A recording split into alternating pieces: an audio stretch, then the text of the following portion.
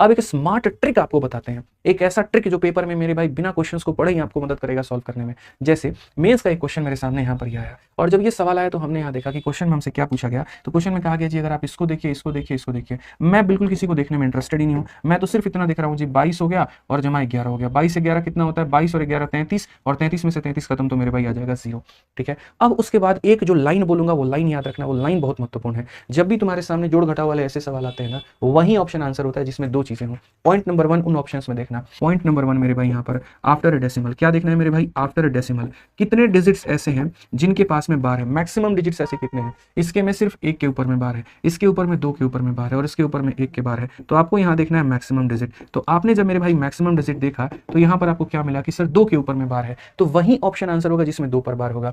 यहाँ पर 3 के ऊपर में बार है, नहीं हो सकता। यहाँ 1 के ऊपर में बार है, नहीं हो सकता। यहाँ 2 पर बार है, यहाँ 2 पर बार है, तो इन्हीं दोनों में से कोई एक आंसर होगा। तो ये है सिर्फ पॉइंट नंबर 1। और पॉइंट नंबर 2 मेरे भाई क्या है? पॉइंट नंबर 2 ये है कि डेसिमल के बाद में कितने डिजिट ऐसे हैं जिसके ऊपर में बार नहीं है। मतलब एक ये देखना है कितने के ऊपर में बार है, और एक ये देखना है कितने के ऊपर में बार नहीं है। तो मेरे भाई डेसिमल के बाद में 2 डिजिट ऐसे जिसके ऊपर में बार था, और डेसिमल के बाद में 1 डिजिट देखो यहाँ पर ऐसा जिसके ऊपर में बार नहीं है। तो करेक्ट आंसर वो होगा जिसमें डेसिमल के बाद में 2 अंकों पर बार होगा और 1 पर बार नहीं होगा, ऑप्शन नंबर सी। ये इसीलिए नहीं होगा क्योंकि डेसिमल के बाद 2 अंकों पर बार है, लेकिन मुझे एक और वो भी संख्या चाहिए जिसमें डेसिमल के बाद 1 के ऊपर में बार ना हो।